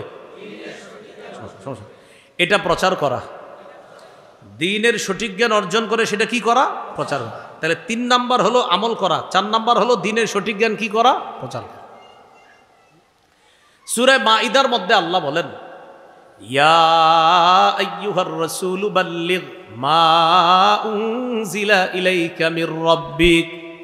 হে রাসূল, আপনার কাছে যা নাজিল করা হয়েছে আপনার রবের পক্ষ থেকে তা আপনি প্রচার করেন, তাবলীগ করেন। সহিহ বুখারীর 105 নম্বর হাদিস, রাসূলুল্লাহ সাল্লাল্লাহু আলাইহি সাল্লাম সাহাবায়ে কেরামের উদ্দেশ্যে বললেন, এই শোনো, আমি কি আমার উপর অর্পিত দায়িত্ব তোমাদের কাছে পৌঁছিয়েছি? 3 বার জিজ্ঞাসা করছে। সবাই বলেছে জি। নবীজি আকাশের দিকে আঙ্গুল উঠিয়ে বললেন আল্লাহ সাক্ষী থাকেন, সাক্ষী থাকেন, সাক্ষী থাকেন। এরপরে বললেন লিউবাল্লিগিশ শাহিদুল গায়বা, শোনো, আমি যেহেতু আল্লাহর পক্ষ থেকে যা পেয়েছি তা তাবলীগ করেছি, তোমাদের কাছে প্রচার করেছি। পৃথিবীর প্রান্তে প্রান্তে আমার অনুপস্থিত উম্মত যারা আছে, এখানে আমার সামনে তোমরা যারা উপস্থিত আছো, আমি দায়িত্ব দিয়ে গেলাম তোমরা যেন আমার পৌঁছে দেওয়া এই শিক্ষা সারা পৃথিবীর অনুপস্থিতদের কাছে পৌঁছে দাও, এই দায়িত্ব আমি নবী তোমাদেরকে দিয়ে গেলাম। তাহলে 3 নাম্বার সঠিক জ্ঞান অর্জন করে আমল করা, 4 নাম্বার সঠিক জ্ঞানটা অন্যের কাছে প্রচার করা। এবার একটা কথা এই এলাকাবাসীর উদ্দেশ্যে, এখানে আপনারা এই মসজিদ সহ বিভিন্ন মসজিদের মুসল্লিরা আছেন, ঠিক তো? আচ্ছা, খতিব সাহেব মিম্বরে বসে দিনের সঠিক জ্ঞান প্রচার করলে কারা কারা গ্রহণ করতে রাজি আছেন? রাজি আছেন তো? তাহলে আমি একটা দিনের সঠিক জ্ঞান প্রচার করি খতিব সাহেবদের পক্ষ থেকে, বলেন। মনে করেন আগামীকাল, এটা কি মসজিদ, আগামীকাল এই মসজিদের খতিব সাহেব আপনাদেরকে বলল, প্রিয় মুসল্লি ভাইয়ারা, গত রাতে আরিফ বিন হাবিব আপনাদের উদ্দেশ্যে বলেছিল বর্তমান বিপর্যয় থেকে উত্তরণের 4 নাম্বার উপায় হলো দ্বীনের সঠিক জ্ঞানটা অন্যের কাছে প্রচার করা। সেই হিসাবে আমি মণ্ডলবাড়ি এই মসজিদের খতিব হিসাবে আপনাদের সামনে জিজ্ঞাসা করতে চাই, এখন আমি আমার দ্বীনের কিছু জ্ঞান আপনাদের সামনে প্রচার করব, আপনারা রাজি আছেন তো? তো সবাই মুসল্লিরা বলছে, হুজুর জি জি বলেন, আপনি যা বলবেন ইনশাল্লাহ সব নিতে রাজি আছি, যেহেতু দ্বীনের সঠিক জ্ঞান আমরা নিব বলে ওয়াদা করছি। সবাই হাত তুলছে। কিন্তু এবার হুজুরে সূরা আলী ইমরানের 131 নম্বর আয়াত পড়ছে। ওই আয়াতে আল্লাহ বলেন, ইয়া আইয়ুহাল্লাযীনা আমানু লা তাকুলুর রিবা। হুজুরে বললেন, হে ঈমানদারগণ। সবাই বলেন না, বলেন হে ঈমানদারগণ। মুসল্লিরাও হাত তুলে রাখছে, হাত তুলে বলতেছে হে ঈমানদারগণ। এরপরে বলেন তোমরা, সবাই বলেন আবার হে ঈমানদারগণ তোমরা সুদ খেও না। আস্তে হাত নেমে গেছে, কি নেমে গেছে? আমরা কি চাই? বিজয়।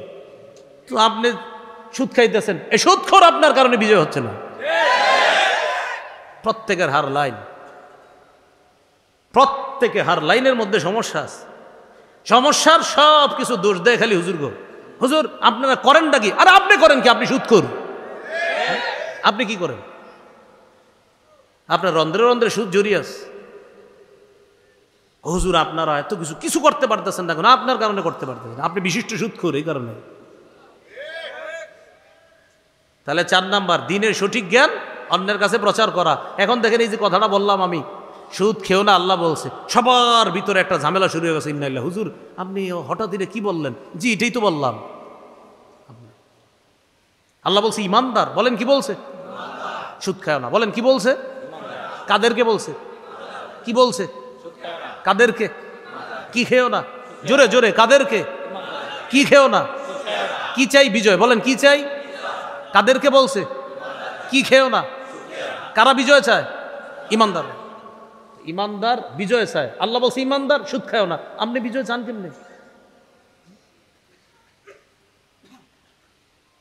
এই জন্য আল্লাহ বলছে পেরেশান হও না, দুর্বল হও না, তোমরাই বিজয় হবা যদি খাঁটি মুমিন হও। হুজুর আমি তো খাঁটি মুমিন, সুদ খাননি। বেশি না, হালকা একটু কিস্তি দেই। তো আপনি খাঁটি মুমিন কিভাবে? আপনারা কথাগুলো কষ্ট নিচ্ছেন না তো? মনে করেন আজকের ওয়াজ পুরাটা আমি আমারই করতেছি, আমার নাম অনুযায়ী আমি একজন মুসলমান, আমি একজন ইমানদার দাবি করি, আমার এই বয়ানটা করতেছি যে আমি তো চাইতেছি বিজয়, হচ্ছে না কেন? তো 1 নাম্বার জানলাম ইমানি শক্তি কম আমার। কেন কম? বহুত নাফরমানি আছে। 2 নাম্বার ইসলামে পরিপূর্ণ প্রবেশ করা, আমি ইসলাম পরিপূর্ণ পালন করছি না। 3 নাম্বার সঠিক জ্ঞান জেনে সে অনুযায়ী আমল করা, আমি সঠিক জ্ঞানও শিখছি না, সে অনুযায়ী আমলও করছি না। 4 নাম্বার সঠিক জ্ঞান প্রচার করা, প্রচার হচ্ছে কিন্তু আমি নিচ্ছি না। এলো 4 নাম্বার। বর্তমান বিপর্যয় থেকে উত্তরণের 5 নম্বর উপায় আল্লাহর দ্বীনের সহযোগী হওয়া। বলেন কিসের সহযোগী হওয়া? সূরা মুহাম্মদের 7 নম্বর আয়াতে আল্লাহ বলেন, ইয়া আইয়ুহাল্লাযীনা আমানু ইন তানসুরুল্লাহ ইয়ানসুরকুম। হে ঈমানদারগণ, যদি তোমরা আল্লাহকে সাহায্য করো আল্লাহ তোমাদেরকে সাহায্য করবে। এখানে আল্লাহকে সাহায্য করার দ্বারা উদ্দেশ্য আল্লাহর দ্বীনকে সাহায্য করা। আল্লাহর দ্বীনকে সাহায্য করার দ্বারা উদ্দেশ্য মসজিদের সাহায্য, এটা আল্লাহর দ্বীনকে সাহায্য করা। মাদ্রাসায় সাহায্য, আল্লাহর দ্বীনকে সাহায্য করা। মাহফিলে সাহায্য, আল্লাহর দ্বীনকে সাহায্য করা। আমি আজকের বয়ান আমারই করতেছি, আমি বারবার বলতেছি আপনাদেরকে না। যদি মনে হয় যে বয়ানগুলো আপনাদের, তো আপনারাও ঠিক হয়ে যান। এলে 5 নম্বর আল্লাহর দ্বীনের সহযোগিতা করা। মুসলমানের বর্তমান বিপর্যয়ে উত্তরণের 6 নম্বর উপায় আল্লাহর কাছে দোয়া করা, খুব দোয়া করা, কান্নাকাটি করা। আল্লাহ বিপদে আছি, আল্লাহ উদ্ধার করেন, উদ্ধার করেন, দোয়া করা। সূরা নামলের ৬২ নম্বর আয়াত ২০ পারা শুরু পৃষ্ঠা আল্লাহ বলেন, আম্মা ইউজিবুল মুত্তাররা ইযা দাআ। পীড়িত ব্যক্তি, বিপদগ্রস্ত ব্যক্তি যখন ডাকে, তখন কে সেই সত্তা তার ডাকে সাড়া দেয়? জবাব দেন, তিনি কে? আল্লাহ। আল্লাহরে ডাকা ভুলে গেছি আমরা। আল্লাহরে ডাকলে এটা ভুলে গেছি আমরা। এই দেখেন আমার পাশে তিনি বসা, তিনি আমারে যদি ডাক দেয়, আরিফ বিন হাবিব জি বলেন, কি বলবেন? আবার ডাক দিয়েছে, বলেন কি বলবেন? আবার ডাক দিয়েছে, আরে বলেন কি বলবেন? ৪-৫ বার ডাক দিলে বলবো, এই কি হয়েছে, কি বলবেন বলেন, রাগ হয়ে যাবে। মাখলুককে ডাক দিলে বারবার মাখলুক রাগ করে, ভাই দেন না, কিছু দেন, ভিক্ষা চায়। ১ বার ২ বার ৩ বার, এই তোরা না দিছি ওই দিন। ৫-৬ বার চাইলে একটা ধমক দেয়, যা আর আসবি না সামনে। মানুষের কাছে চাইলে মানুষ রাগ করে, আল্লাহর কাছে না চাইলে আল্লাহ রাগ করে। নবীজি বলছেন, মাল্লাম ইয়াসআলিল্লাহ ইয়াগদাব আলাইহি, যে আল্লাহর কাছে চায় না আল্লাহ তার উপর রাগ করে। চিন্তা করেন আমাদের রব কত মহান। আমি ওনারে বারবার ডাকলে উনি রাগ করে, তিনি আমাকে ডাকলে আমি রাগ করি। আমার রব বলেন, আমারে না ডাকলে আমি রাগ করি। খুব বেশি ডাক। ৬ নম্বর, আল্লাহর কাছে খুব বেশি দোয়া করা। দোয়া করা আমরা ভুলে গেছি। হয়তো মাহফিলে আসছেন, এই জায়গায় কিছু দোয়া করবেন, হুজুররা দোয়া করলে দোয়া না, দোয়া প্রত্যেকে করবেন। এখানে করছেন ভালো, এই ঘুমাইতে যাবেন, হঠাৎ বিছানা বৈশা রয়েছেন, ঘুমাসতেছে না, বৈশা বৈশা দোয়া করা শুরু করে দেন। এইভাবে হাত তোলেন। আবু দাউদ ১৪৮৮, ১৪৮৯ বুক বরাবর হাত তোলেন। হাত তুলে ইচ্ছা মতো বলতে থাকেন, আল্লাহ গাজার মুসলমানরা কত কষ্টে আছে, একটু বলেন না কিছুক্ষণ আল্লাহকে। একা একাই বলেন। ঠিক আছে, আলেমদের সাথেও বলতেছেন, তো একা একাও যখনই মনে পড়তেছে তাদের কথা, রিক্সায় আছেন, রিক্সায় বৈশা বলা শুরু করেন, আল্লাহ আমার ভাইরা কত বিপদ আছে, উদ্ধার করেন। বইলা ফেলেন, তখনই বলেন। জুতার ফিতা বাজারে কিনতে যাবেন, আল্লাহকে বলে যান, আল্লাহ আমি জুতার ফিতা কিনতে যাইতেছি, আমার জুতার ফিতাটা যেন জুতার জন্য টেকসই হয়। এই যে আল্লাহরে বললেন, এই বলাটা ইবাদতে গণ্য হয়ে গেছে। আবু দাউদ ১৪৭৯ নম্বর হাদিস, আর দোয়া করা এটাও ইবাদত। সুবহানাল্লাহ। তাহলে ৬ নাম্বার দোয়া করা। ৬ নাম্বার দোয়া করা। আজকে ইনশাল্লাহ, আজকে থেকে যত বেশি যখনই সময় পাই আল্লাহরে কিছু বলা, আল্লাহ আমি একটা সুই কিনতে যাইতেছি, আমার সুইটা যেন আমার জন্য ক্ষতিকারক না হয়, আমার বিবির জন্য ক্ষতিকারক না হয়। এই যে শুধু আল্লাহকে বললেন, ইবাদত পেয়ে গেছেন, সওয়াব হয়ে গেছে। ৭ নাম্বারটা একটু আমার সাথে বলেন, বলেন আল্লাহর উপর ভরসা করে, ধৈর্যের সাথে সাহায্যের অপেক্ষা করা। ভরসা করে কার উপর? ধৈর্য ধরে কিসের অপেক্ষা করা? সাহায্য। মানে এইভাবে যে আল্লাহ ভরসা, হ্যাঁ আসবেই, আসবেই, সাহায্য আসবেই, ধৈর্য আসবে, ইনশাল্লাহ আসবে। বাকি ওই যে ইমান মজবুত, তেলাওয়াত মজবুত, নামাজ মজবুত, রোজা মজবুত, ওই ভুল ভ্রান্তিগুলো আমার থাকা যাবে না। এই সব ভুলগুলা থেকে যখন আমি নিজের সংশোধন করে বলবো ইনশাল্লাহ আল্লাহ সাহায্য আসবে, তখন ভরসা করব আল্লাহ সাহায্য পাঠিয়ে দেবে ইনশাল্লাহ। এই কথাটা নবীজি সাল্লাল্লাহু আলাইহি সাল্লাম হাদিসে বলছেন, জেনে রাখো আন্না নাসরা মা'আস সাবরি, জেনে রাখবা ধৈর্যের সাথে সাহায্য আছে। সুবহানাল্লাহ, ধৈর্যের সাথে সাহায্য আছে। এই কথাটাই সূরা আলী ইমরানের ১৫৯ নম্বর আয়াতে আল্লাহ বলেন, ইয়ানসুরকুমুল্লাহ ফালা গালিবা লাকুম। আরে আল্লাহ যদি তোমাদেরকে সাহায্য করে, তোমাদেরকে পৃথিবীর কেউ হারাতে পারবে না। এগুলো ৭ নাম্বার। ৮, ৯, ১০, ১১, ১২ গুলো একটু মন দিয়ে শোনেন।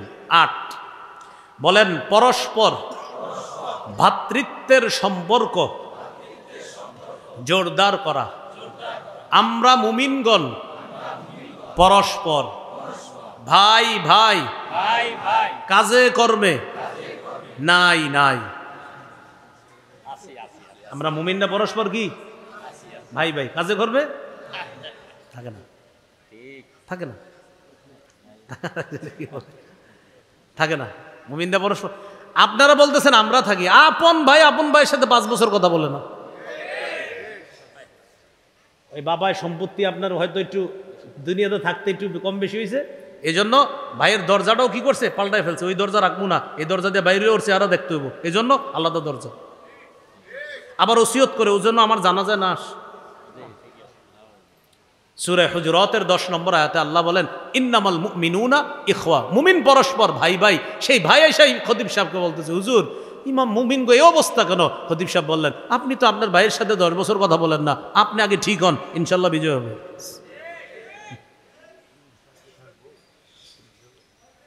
এ হলো কয় নাম্বার গেল? 8, ভ্রাতৃত্বের সম্পর্ক বাড়ানো। আমাদের নবীর একটা মায়ার কথা শোনেন, বিদায় হজে নবী বলছে, এই শোনো, তাআলামনা আন্না কুল্লা মুসলিমিন আখুন লিল মুসলিম, আমি নবী আজকে ঘোষণা করতেছি, এই পৃথিবীতে যত মুসলমান আছে আমি নবী সকলকে ভাই ভাই বলে ঘোষণা করে দিলাম। তোমরা সবাই ভাই ভাই। কত মায়ার কথা বলেছে। 9 নাম্বার বলেন পারস্পরিক ঝগড়া বিবাদ কমিয়ে আন্তরিকতা বাড়ানো। সূরা আনফালের 46 নম্বর আয়াতে আল্লাহ বলেন ওয়াতিউল্লাহ ওয়া রাসূলাহু ওয়া লা তানাযাউ ফাতাফশালু ওয়া তাযহাবা রিহুকুম। তোমরা আল্লাহর আনুগত্য করো, রাসূলের আনুগত্য করো, ওয়া লা তানাযাউ পরস্পর ঝগড়া করো না, ফাতাফশালু যদি ঝগড়া করো তোমরা দুর্বল হয়ে পড়বে, ওয়া তাযহাবা রিহুকুম তোমাদের শক্তি খর্ব হয়ে যাবে। তাকান এইদিকে, একজন দুইজন তিনজন চারজন, আমরা চারজনে মিলে এক দল, চারজনের এক শক্তি। বলেন শক্তি কম না বেশি? আমরা চারজনে সকালবেলা ঝগড়া হয়েছে, বিকালে 4 দল হয়ে গেছে। শক্তি কি কম না বাড়লো? তাহলে চারজনে মিলে এক দলে ছিলাম, শক্তি কম ছিল না বেশি ছিল? বিকালে আলাদা হয়ে গেছি, শক্তি কি হয়ে গেল? এটাই তো হইতেছে। ফেসবুকে সকালবেলা একটা ছবি দিয়ে বলে চোখের প্রশান্তি, এভাবে দেখলে ভালো লাগে, এইভাবে ঐক্য আসলে আমরা কত খুশি। সকালে কিন্তু আপনার এই কথাটা, বিকালবেলায় কয় না আশা করেছিলাম হবে না। মানে ওই কোন জায়গায় একসাথে হয়েছে, ছবি 2-3টা দিয়ে বলে কি চোখের শীতলতা এক হয়ে যাবে। না, এখনো সময় আছে, এখনো সময় আছে। মায়ের থেকে বাঁচতে হইলে এক হইতে হবে, এক হইতে হবে। বাঁচার জন্য আলাদা হইলে সবাই মরবে। ওই যে বাঁচার জন্য আলাদা হইলে সবাই মরবে। আর ইসলামী শক্তিকে বুলন্দ করার জন্য এক হয়ে গেলে আল্লাহ বিজয় দান করবে। ইসলামী মূল্যবোধে যারা বিশ্বাসী, আমি তো বলি এরা যদি একটা ঘোষণা করে আগামী 1 বছর আমরা নিজেরা কোনো ঝগড়া করবো না, 1 বছর কথার কথা, যে আমাদের মাঝে কেউ ঝগড়া লাগাইলেও আমরা ঝগড়া করবো না, ঠিক আছে আমাদের ঝগড়া হইতে পারে 1 বছর পরে হোক, 1 বছর কোনো ঝগড়া করবো না। এটা বলার 2-3 সেকেন্ডের মধ্যে বাতিলদের মাথা ব্যথা শুরু হয়ে যাবে। এটা কোনো কথা? মুসলমানরা নাকি ঝগড়া করবে না 1 বছর, এটা কি কোনো কথা? 9 নাম্বার ঝগড়া বিবাদ কমিয়ে আন্তরিকতা বাড়ানো। ঝগড়া কমাইতে হবে, ঠিক আছে। দল প্রত্যেকের আলাদা থাক, এই আলাদা আলাদা দল প্রত্যেকে ইসলাম পরিচয়ে এক হতে হবে। হ্যাঁ, দল আলাদা হোক কিন্তু ইসলাম পরিচয় বলতে হবে। আমি আপনারে মহব্বত করি, আপনিও আমারে মহব্বত করেন, এই মহব্বত এটা থাকতে হবে।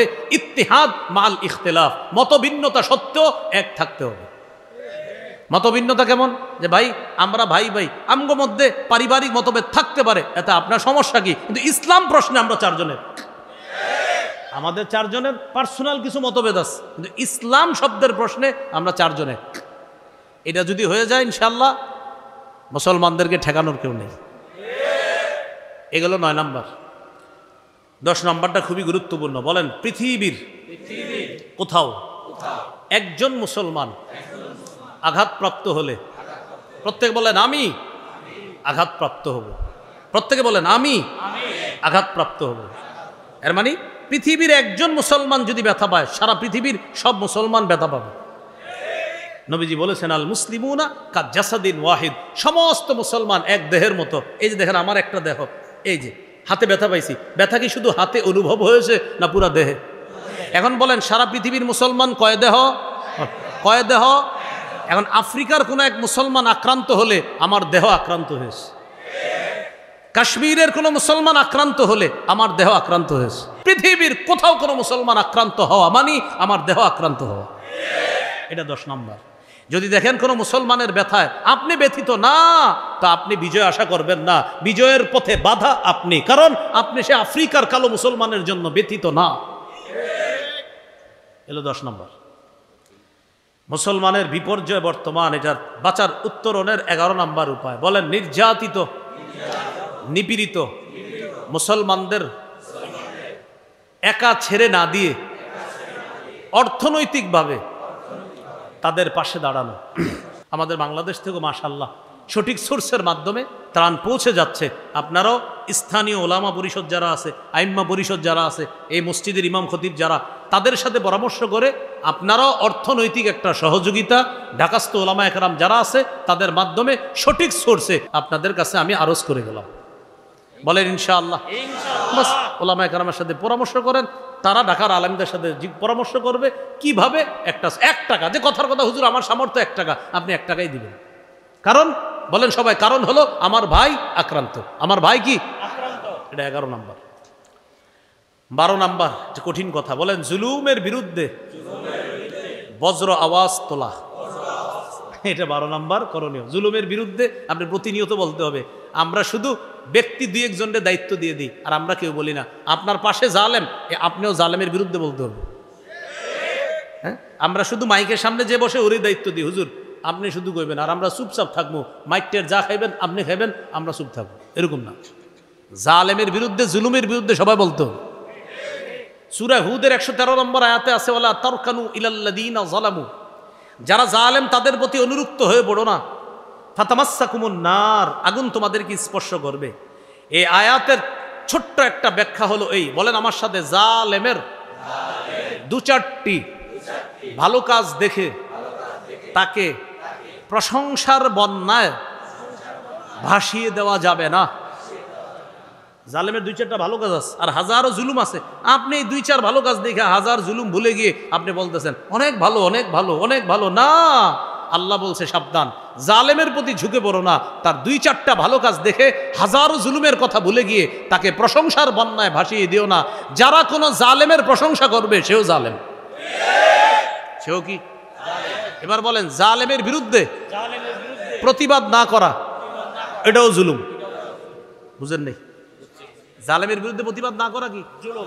আবার জালেমরে আজাইরা প্রশংসা করা কি জুলুম। বলেন, জালেমের আজাইরা প্রশংসা জুলুম, আবার জুলুমের প্রতিবাদ না করা জুলুম। আমরা বিজয় চাই, কি চাই? আমি তো জালেম, কি বিজয় দিবার না। এলো 12 নম্বর। 13 নম্বর উপায়, বলেন মুসলমান বিলাসী জীবন ছাড়তে হবে। এটা 13 নম্বর উপায়। মুসলমানদের দেখলেই মনে হবে, ভাই কোথায় যান? ভাই নামাজ যাইতেছি। ভাই কোথায় যান? মাদ্রাসায় যাইতেছি। ভাই কোথায় যান? আরে ধর্মীয় একটা কাজ আছে, যাইতেছি। ভাই কোথায় যান? একজনের নামাজের দাওয়াত দিব। আসসালামু আলাইকুম, ভাই কোথায় যাচ্ছেন? ছেলেটারে মাদ্রাসায় দিতে যাচ্ছি। আসসালামু আলাইকুম, ভাই কোথায় যাচ্ছেন? আব্বা অসুস্থ, হসপিটাল নিয়ে যাচ্ছি। আসসালামু আলাইকুম, ভাই কোথায়? আমার এক বন্ধু অসুস্থ, তাকে সুস্থতার জন্য আমি চেষ্টা করতেছি কিভাবে কোন কোন ওষুধগুলো দেওয়া যায়। আল্লাহর নাম নিয়ে আমি তারে দেখতে যাইতেছি, ইয়াদাতুল মারিদ, এই সুন্নতটা আদায় করতে যাইতেছি। মানে মুমিনকে দেখলেই মনে হবে আল্লাহর কোনো না কোনো কাজে সে ব্যস্ত। মুমিন বিলাসী হবে না। তিরমিজির হাদিস, 2320 নম্বর হাদিস, লাউ কানাতিদ দুনিয়া তা'দিলু ইনদাল্লাহি জানাহা বাউদাতিন মা সাকা কাফিরান মিনহা শারবাতা মা। এই পৃথিবীর মূল্য যদি আল্লাহর কাছে একটা মাছির ডানা পরিমাণ হতো, কোনো কাফেরকে আল্লাহ এই পৃথিবীর এক ঢোক পানি পান করতে দিতেন না। এই জন্য দুনিয়ার বিলাসিতা এগুলো কাফেরদের জন্য। হ্যাঁ, মুমিন হালাল টাকা প্রচুর কামাই করবে, কিন্তু মুমিনের এই হালাল টাকা বেশি হবেও এটাও দিনের জন্য। কিসের জন্য? দিনের জন্য। আল্লাহ কবুল করেন। 12 নাম্বার, বলেন অধিকার আদায়ের লড়াই অব্যাহত রাখা। আবার অধিকার আদায়ের লড়াই অব্যাহত রাখা। মুসলমানদের অধিকার আদায়ের লড়াইয়ের নাম পবিত্র জিহাদ। মক্কার কাফেররা, বলেন 13 বছর সন্ত্রাসী করেছে। সন্ত্রাসকে প্রতিহত করার জন্য আল্লাহ তাআলা জিহাদ নামক পবিত্র বিধান দিয়েছেন। সন্ত্রাসী হয়েছে কয় বছর? এই সন্ত্রাসী প্রতিহত করার যে পবিত্র বিধান দিয়েছে এটার নাম কি?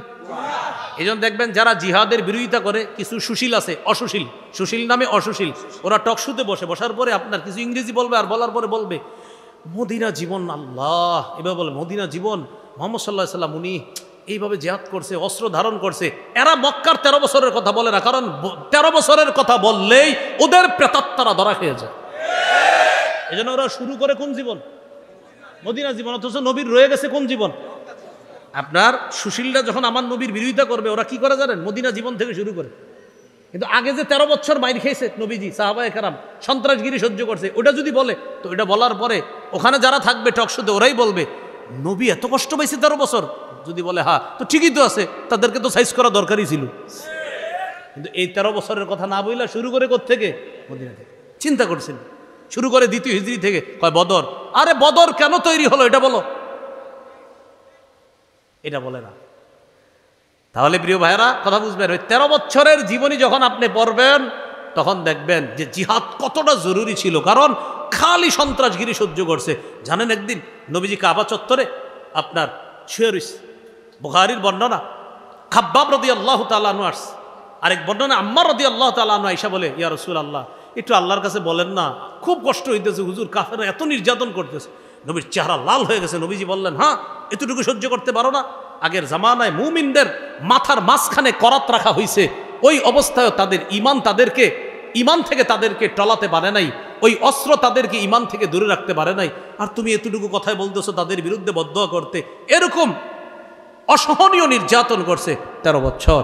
রাস্তার মধ্যে আপনার ফেলে রাখছে, পাথর চাপা দিছে উপরে, উত্তপ্ত গরম বালুর মধ্যে শোয়া রাখছে সাহাবায়ে কেরামকে। এরপরেও জিহাদের বিধান তখনও আসে নাই। 13 বছর এইভাবে নির্যাতন সহ্য করার পর সূরা হজের আয়াত আল্লাহ নাজিল করছে, উযিনা লিল্লাযীনা ইউকাতালুনা বিআন্নাহুম যুলিমু। ও নবী অনেক হয়েছে, অনেক নির্যাতনের শিকার হয়েছেন, আপনাদের পরিচয় আপনারা এখন মাজলুম। বলেন আপনারা কি মাজলুম? এই মাজলুম সাহাবায়ে কেরামদেরকে আল্লাহ তাআলা তখন বিধান দিলেন, এই মাজলুম তোমরা যারা আছো, আর জুলুম সহ্য করা যাবে না, এখন জুলুমকে প্রতিহত করতে হবে। ওই জুলুম প্রতিহত করার পবিত্র বিধানের নাম। তাহলে বলেন আগে কয় বছর সন্ত্রাসী হয়েছে? জুলুম হয়েছে কয় বছর? বলেন সবাই, জুলুম কয় বছর? সন্ত্রাসী কয় বছর? এই জুলুম প্রতিহত করার যে পবিত্র বিধান, এটার নাম কি? ঠিক আপনি আরো 10 জনকে এইভাবে বুঝাইবেন যে কাকা এইভাবে 13 বছর নবীরে অত্যাচার করছে, সাহাবীদেরকে অত্যাচার করছে। আপনার আম্মারে বুঝাবেন, আপনার আব্বারে বুঝাবেন, আপনার বন্ধুরে বুঝান, যে বুঝে না ওরে বুঝান যে ভাই 13 বছর নির্যাতন করছে, 13 বছর অত্যাচার করছে, এরপরে অত্যাচার প্রতিহত করার জন্য আল্লাহ জিহাদের বিধান দিছে, কিন্তু আগে 13 বছর মাইর খেয়েছে। তো সুশীলরা কি করে জানেন? শুরু করে কোন জীবন থেকে? মদিনা, মক্কা জীবনটা বলে না। তাহলে অধিকার আদায়ের লড়াই অব্যাহত রাখা, মুসলমানদের অধিকার আদায়ের লড়াইয়ের নাম জিহাদ। মনে থাকবে তো ইনশাল্লাহ? 15 নাম্বার, একজন আদর্শ শাসক আল্লাহর কাছে চেয়ে নেওয়া, আর আমরাও চেষ্টা করা আদর্শ শাসকের জন্য। 4 কাজের যোগ্যতা রাখে, 10 গুণে গুণান্বিত একজন আদর্শ শাসক লাগবে আমাদের। 4 কাজের মধ্যে 4টা কাজ হলো নামাজ কায়েম করা, যাকাত আদায় করা, সৎ কাজের আদেশ করা, অসৎ কাজের নিষেধ করা, সূরা হজের 41 নম্বর আয়াত। আর 10 গুণে গুণান্বিত লম্বা আলোচনার বিষয়, সূরা নামল 15 থেকে 19 নম্বর আয়াত, সূরা আম্বিয়া 81 নম্বর আয়াত, সূরা সদ 26 নম্বর আয়াত, সূরা সদ 30 নম্বর আয়াত, সহিহ বুখারী 6788 নম্বর হাদিস, সূরা কাহাফ 83 থেকে 98 নম্বর আয়াত, সূরা ইউসুফ 55 নম্বর আয়াত, সূরা মাইদা 58 নম্বর আয়াত, সূরা নিসা 58 নম্বর আয়াত, সূরা মাইদা 48 থেকে 50 নম্বর আয়াত। এই আয়াতগুলা আমি বললাম আপনার সূরা মাইদা 48 নম্বর আয়াত, 50 নম্বর আয়াত, সূরা নিসা 58 নম্বর আয়াত, সূরা ইউসুফ 55 নম্বর আয়াত, সহিহ বুখারী 6788 নম্বর হাদিস, সূরা নামল 15 থেকে 19 নম্বর আয়াত, সূরা আম্বিয়া 81 নম্বর আয়াত, সূরা কাহাফ 83 থেকে 98 নম্বর আয়াত। এগুলো বলার উদ্দেশ্য, অনেকে মাশাআল্লাহ কোরআনের অনুবাদ পড়ে, এই অনুবাদগুলো পড়লে ওই আদর্শ শাসকের 10 গুণ আপনারা পেয়ে যাবেন ইনশাআল্লাহ। এই আয়াতগুলোর মধ্যে 10 গুণ পাওয়া যাবে, আর 4 কাজের কথা পাওয়া যাবে সূরা হজের 41 নম্বর আয়াতে। এরকম একজন শাসক আল্লাহর কাছ থেকে আমরা দোয়া করে নিতে হবে, আর আমরা নিজেরাও চেষ্টা করতে হবে। বলেন ইনশাআল্লাহ। 16 নম্বর, শুরা ব্যবস্থা, পরামর্শ ভিত্তিক রাষ্ট্র ব্যবস্থা, সমাজ ব্যবস্থার গুরুত্ব। এই মসজিদ ভিত্তিক খতিব সাহেব যারা আছি, আমরা জাতিকে বুঝাইতে হবে, এটা মসজিদ থেকে জাতিকে এটা বোঝানো যে পরামর্শ ভিত্তিক রাষ্ট্র ব্যবস্থা, সমাজ ব্যবস্থার কি ফায়দা, এটা বোঝাতে হবে। এটা হলো 16। আল্লাহ বলছেন আমরুহুম শুরা বাইনাহুম, নবী আপনি সাহাবীদের সাথে বিভিন্ন বিষয়ে পরামর্শ করেন। নবী ওয়াশাবিরহুম ফিল তাদের সাথে পরামর্শ করেন। ফাইদা আযামতা ফাতাওয়াক্কাল আলাল্লাহ, পরামর্শ করার পর যখন আপনি দৃঢ়ভাবে নিশ্চিতভাবে সিদ্ধান্ত নিয়ে নেবেন, আল্লাহর উপর ভরসা করেন, আল্লাহ ওই সিদ্ধান্তে বরকত দান করবেন। 17 নাম্বার, সর্বশেষ কথা আজকের, বলেন শত্রুকে বন্ধু ভাবার সুযোগ নাই। শত্রু শত্রুই, আবার বলেন শত্রু শত্রুই, ও যত সুন্দর রূপ ধারণ করুক শত্রুই, ও কি শত্রু। সূরা মাইদা 51 নম্বর আয়াত, 6 পারা 16 নম্বর পৃষ্ঠা আল্লাহ বলেন, ইয়া আইয়ুহাল্লাযীনা আমানু লা তাত্তাখিযুল ইয়াহুদা ওয়ান নাসারা আউলিয়া হে ইমানদারগণ, ইহুদি খ্রিস্টানদেরকে অভিভাবক বানায় না, তারা একে অপরের অভিভাবক, তাদেরকে অভিভাবক বানায় না, আমরা ঘুরে ফিরে ওদেরকে অভিভাবক বানাইতেছি। ওদেরকে অভিভাবক বানানো যাবে না। আল্লাহ বুঝার তৌফিক দান করেন। 17টি উপায় বললাম বর্তমান পরিস্থিতিকে উত্তোলনের। মন দিয়ে শোনেন, যারা পরে আসছেন তারাও শোনেন। 1 নাম্বার, ইমানি শক্তি অর্জন করা। 2 নাম্বার, ইসলামে পরিপূর্ণ প্রবেশ করা। 3 নাম্বার, দ্বীনের সঠিক জ্ঞান অর্জন করে সে অনুযায়ী আমল করা। 4 নাম্বার, দ্বীনের সঠিক জ্ঞান অন্যের কাছে প্রচার করা। 5 নাম্বার, আল্লাহর দ্বীনের সহযোগী হওয়া। 6 নাম্বার, দোয়া করা। 7 নাম্বার, আল্লাহর উপর ভরসা করে ধৈর্যের সাথে আল্লাহ সাহায্যের অপেক্ষা করা। 8 নাম্বার, ইমানের সম্পর্কে যেটা ভ্রাতৃত্বের সম্পর্ক এটা বাড়ানো। 9 নম্বর, পারস্পরিক ঝগড়া বিবাদ কমিয়ে আন্তরিকতা বাড়ানো। 10 নাম্বার, পৃথিবীর কোথাও কোনো একজন মুসলমান আক্রান্ত হলে তার ব্যথায় আমি, আপনি, আমরা সবাই ব্যতীত হওয়া। 11 নাম্বার, নির্যাতিত নিপীড়িত মুসলমানদের অর্থনৈতিক সহায়তা করা। 12 নাম্বার, জুলুমের বিরুদ্ধে প্রতিবাদ জানানো, বজ্র আওয়াজ তোলা। 13 নাম্বার, মুমিন বিলাসী জীবন বর্জন করা। 14 নাম্বার, অধিকার আদায়ের লড়াই তথা জিহাদ অব্যাহত রাখা। 15 নাম্বার, একজন আদর্শ যোগ্য শাসক নির্বাচন করা। 16 নাম্বার, মাশওয়ারা, শুরা, পরামর্শক ভিত্তিক সমাজ ব্যবস্থার কি উপকারিতা এই কথা জাতিকে বোঝানোর চেষ্টা করা। 17, শত্রুই ও যত সুন্দর রূপ ধারণ করুক ওকে অভিভাবক হিসাবে গ্রহণ করা যাবে না। এই 17টি উপায় বললাম। আল্লাহ আমাদের সকলকে যতগুলো মনে থাকে আরও 10 জনরে আপনারাও বুঝিয়ে দেওয়ার চেষ্টা করবেন। আল্লাহ তৌফিক দান করেন। সুবহানাল্লাহি ওয়া বিহামদিহি।